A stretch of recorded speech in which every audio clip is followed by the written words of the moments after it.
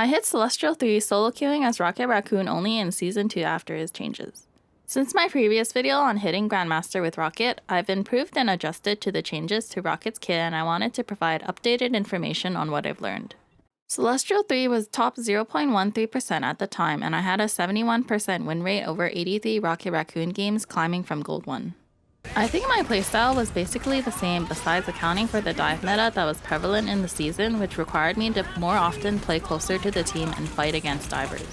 Rocket is definitely still in a great spot right now with versatile healing and an ultimate that enables him to get into more fights than before. Let's quickly get everyone on the same page. There were 3 changes to Rocket Raccoon upon the launch of Season 2.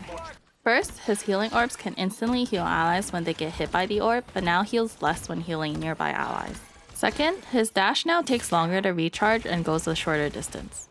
Lastly, the floating bongo ult now constantly provides bonus health to allies in range but has a weaker damage boost than before.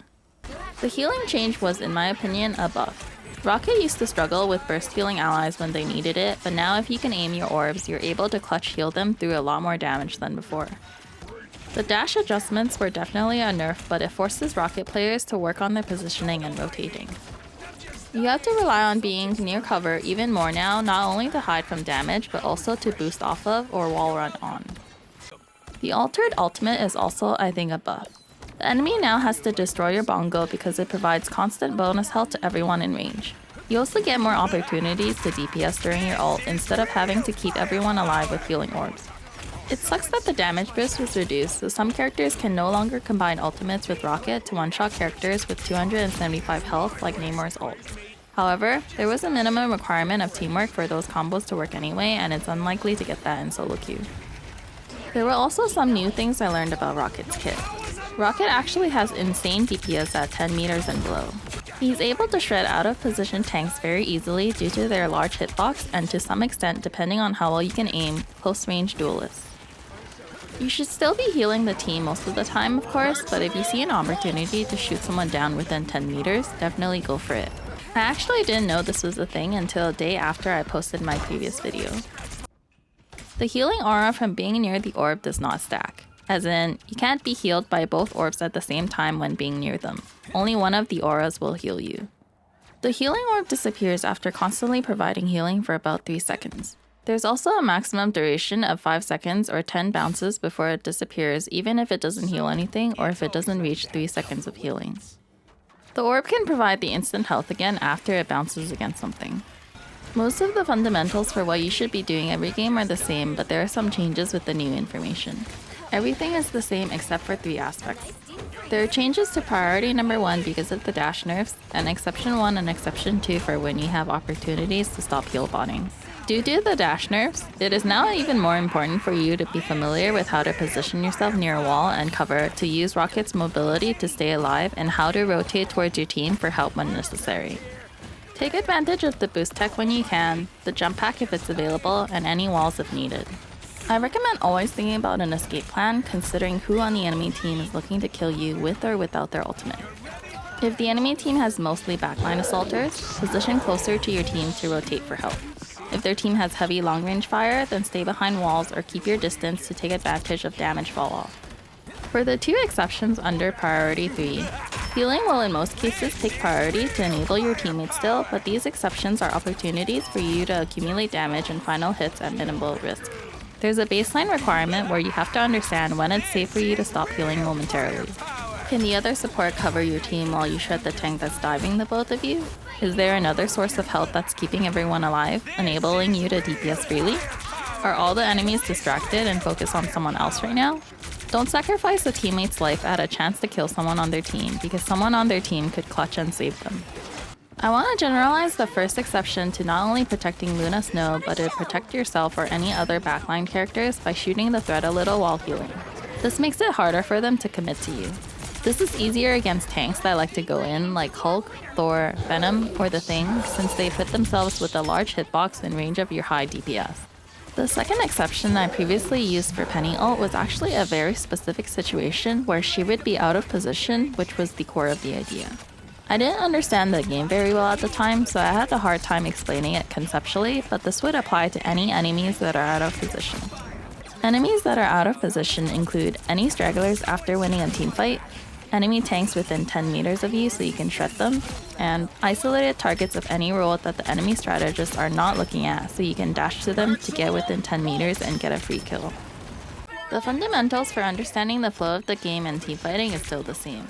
There are just some more things to consider because your ultimate also provides health now.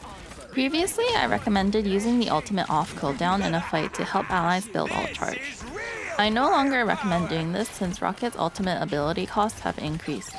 It's best saved for when you want to win a team fight where the enemy has so much damage coming out that you alone with your healing orbs can no longer keep everyone healthy. This usually happens when the enemy team uses major resources like ults, and so you should counter ult when necessary. I also recommend using the ultimate to guarantee the current teamfight if you see your other support will have ultimate for the next teamfight. You can continue building ult instead of letting the ult charge go to waste when it's your other support's turn to ult. This also helps avoid double support ulting too. In some cases, you can also use it to save a dying teammate. You'll get your healing and the bonus health provided by the bongo, and the bongo itself helps redirect focus onto itself, saving the teammate being focused down. If you don't decide to save your teammate, it's unlikely you'll win the teamfight 5v6 unless your team has another way of securing the teamfight. A lot more people are understanding to shoot down the rocket bongo to shut it down faster since it provides constant bonus health which has a visible impact on the ongoing teamfight. Consider placing the ultimate somewhere that makes it hard for the enemy to break, such as at an angle or behind cover that still lets your team get the damage boost and bonus health. My favorite spot is right around the corner that your team is retreating to when the enemy is trying to push for kills. It forces the enemy to stand away from cover to shoot the bongo, which lets my team shoot them. I've seen some rockets placed it high up so it boosts everyone while making it really awkward for the enemy to shoot down. I've also seen usage behind the payload so your team can walk up while pressuring whoever is trying to shoot it. Since Rocket's ult is now similar to a defensive ult, like other big healing circles, most of the time you will have opportunities to DPS and apply pressure yourself to help secure the teamfight. Just make sure to keep an eye on any allies that get focused so you can start healing them when needed. From what I've noticed while climbing, Rocket's major weakness is anyone who is persistent, has good mobility, and has sustained high DPS. Examples include Iron Fist, Star-Lord, and a Black Widow with consistent good aim. All three of these characters have flexible mobility as well as good damage that can chase and constantly hurt Rocket even when he's wall running. A damaged Rocket can't efficiently heal his team due to how Rocket's self-healing is so weak. If you're being chased by these characters or other characters that are filling the same role, stay close to and get help from your team. There are also some additions to enemy threats since the previous video. Human Torch plays similarly to an Iron Man where you have to keep your distance but you also have to watch out for the fire on the floor. I recommend wall running away from his fire tornadoes if necessary.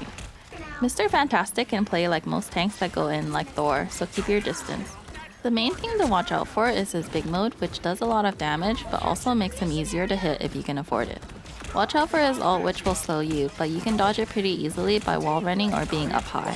For strategists, you should still avoid dueling them 1 versus 1, but in some situations there may be an opportunity for you to gun them down if they're within 10 meters of you, so just look out for when you can afford to do that.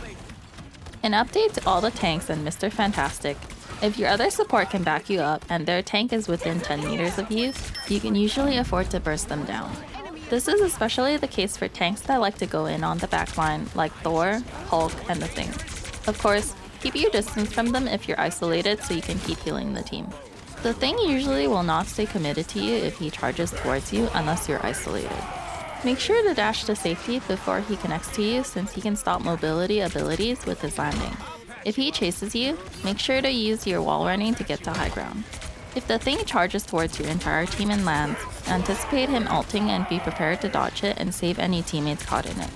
Specifically for Emma Frost, you should never be in range of her laser or diamond form. Make sure to keep your distance and dash away if she's trying to get you in her diamond form. If she tries to ult you, just dash behind cover. That's all for my update on playing Rocket since my previous video. Thanks for watching!